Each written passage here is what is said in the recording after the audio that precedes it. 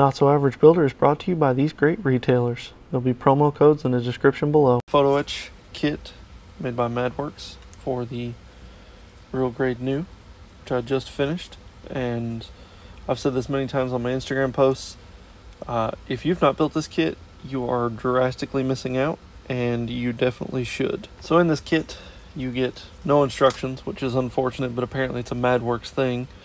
But you get 5 photo etched sheets, all weighing a pretty decent chunk. So I have found pictures online, and I will post them up. So one of the things that will help you out, and I also picked this one up, is their Photo Etch bending tool. You see different shapes or sizes that you can use to bend. Got a measurement tool at the bottom, and this uses a razor blade. And I don't even read Chinese or Taiwanese or whatever this is, but I know that it probably says, be careful, there's a razor blade in here. So I want you to be careful as well. The only other thing you will need is going to be super glue. Now I picked up a new bottle. The cool thing is with this one, you have one cap that is a brush and one cap that is a nozzle. So that may come in handy when putting this stuff on. You don't have to use this particular brand, and Hobby Super Glue probably would do better, but I have this and I'm going to use it.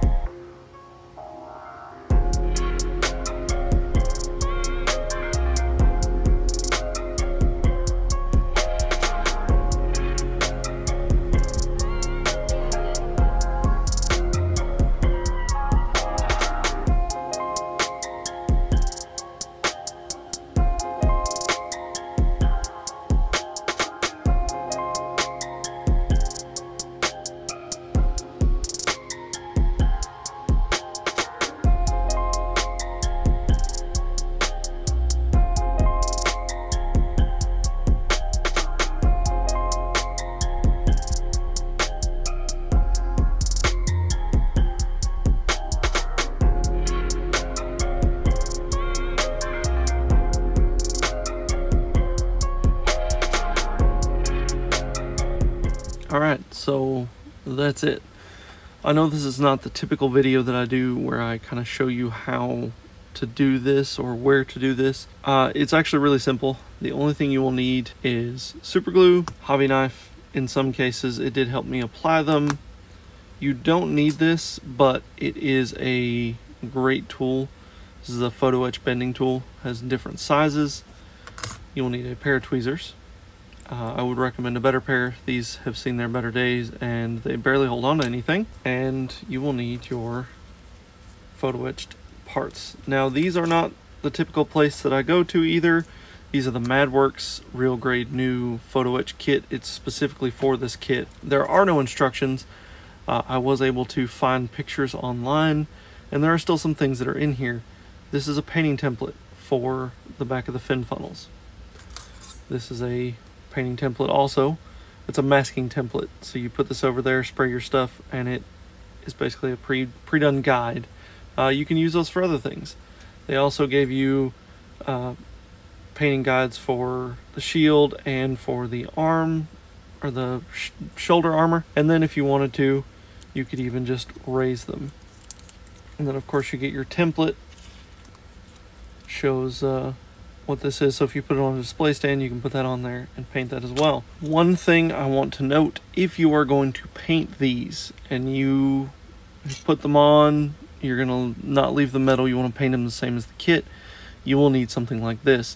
Tamiya makes this, it goes on clear, and then you can put your regular primer over top of it. It pretty much has no surface detail, but it adheres to the metal, the photo etch parts, and it prevents, or it allows paint to stick to it.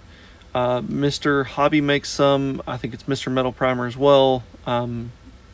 So same principle, but it comes in a brushable thing. If you're going to put these on after you've painted the kit, you don't need that. It'll be just fine as it is. Unless you're doing a top coat, then you want to put that on there, but you could technically use this as a top coat as well. I probably wouldn't recommend it because this stuff's kind of expensive. I think it's like $8 for the small can. This thing is amazing. It did add a metric ton of weight to it. The fin funnels now weigh a lot more than they did, and that does pose a problem when posing this kit because now you kind of have to lean it forward. If you have it on a display stand, you won't have to worry about this, but there is a lot of photo etch details on these funnels, so you want to make sure you're making yourself aware of that when you're posing your kit. The individual thrusters for when the funnels are deployed, you've got two separate photo etch parts on the length of the runner or on the funnel, and on the back side here you've got one on each side, and then you've got a tiny little one right there. There's gonna be a ton of scribing tools used on this.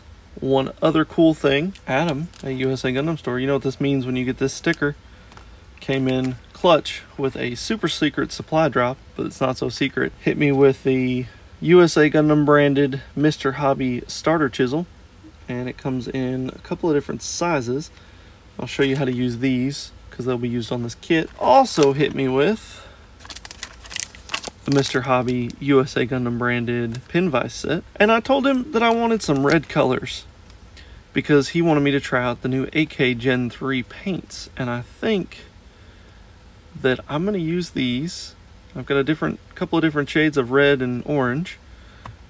I'm going to use these on this kit, so that's stuff to look forward to in future builds. I am going to use some of the Turbo Dork paints on here because I just think that a color shift Nu would look good, but those are things to come in the videos. But that is all I've got, guys. I'll end this video with some, sliding shots of this, and let me know what you think. I really think that photo etch parts are amazing. I love them. They are a little technical to work with, but all in all, they're actually really simple. But they're simple things that can give a drastic change in look to your kit. And they're really simple. A little technical, but all in all really simple. But that is all I have, guys. Have a wonderful day. Bye.